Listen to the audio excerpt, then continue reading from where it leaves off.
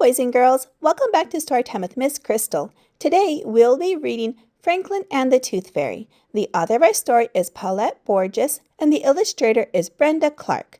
Don't forget to like and subscribe if you enjoyed this story.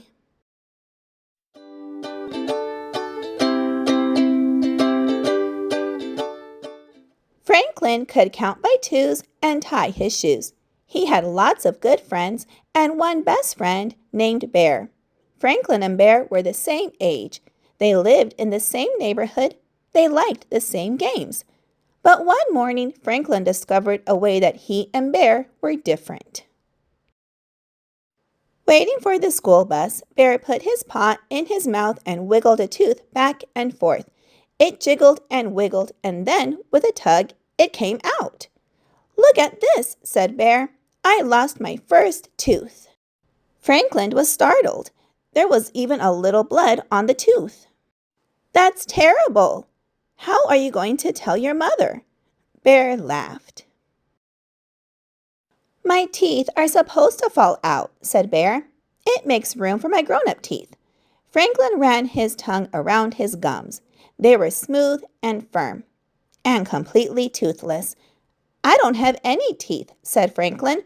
It was Bear's turn to be surprised. Franklin's friends shook their heads sadly. "Too bad," they said. Franklin wondered why. He had never needed teeth before. Bear wrapped his tooth in a bit of tissue and put it in his backpack. "I need to keep this safe," he said. All the way to school, Franklin wondered why Bear wanted to keep his old tooth, especially if he was going to get a brand new grown-up tooth. Now that was exciting. "Why do you want to keep your tooth?" asked Franklin. "Won't you get a big one soon?" All his friends looked at him with amazement. "Don't you know about the Tooth Fairy?"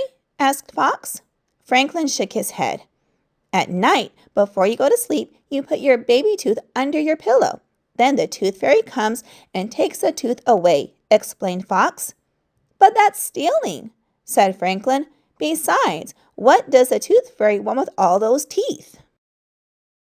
There was a long pause. Bear scratched his head, Fox swished his tail, and Rabbit twitched. "I don't know," said Bear, "but she always leaves something behind." "One of her own teeth?" asked Franklin. Everyone laughed. "Oh, Franklin," said Fox, "the Tooth Fairy leaves a present." Franklin wondered what kind of present a Tooth Fairy would leave. "I hope I get some money," said Bear. "When I lost my first tooth, I got a new book," said Raccoon. "I got crayons," Fox said. Franklin rubbed his gums. He wished he had a tooth to leave for the Tooth Fairy. He wanted a present, too. Bear showed his tooth to Mr. Owl as soon as he got to school. Mr. Owl was very excited. "Losing your baby teeth means you are growing up," he said. Franklin did not say anything. He had no teeth, but he wanted to feel grown up too. Franklin was quiet for the rest of the day. Even at home, Franklin was quieter than usual. "What's wrong?" asked Franklin's mother. "I don't have any teeth," he answered. "Neither do we," said his father. "That's the way turtles are." "But I want teeth," said Franklin. His parents looked surprised. "My friends get presents from the Tooth Fairy when they lose their teeth," said Franklin. "Why do they get presents for old teeth?" asked Franklin's father. "Because it means they are growing up," said Franklin. "I see," said his father. That night, just before bed, Franklin had a good idea. Perhaps Tooth Fairies did not know that turtles have no teeth. He found a tiny white rock to put under his shell. He asked his mother to help him write a note. It read, "Dear Tooth Fairy, this is a turtle tooth. You may not have seen one before. Please leave a present. Signed, Franklin." Franklin woke up very early the next morning. He looked under his shell. The rock was gone, but there was a note instead of a present. He ran to his parents' room.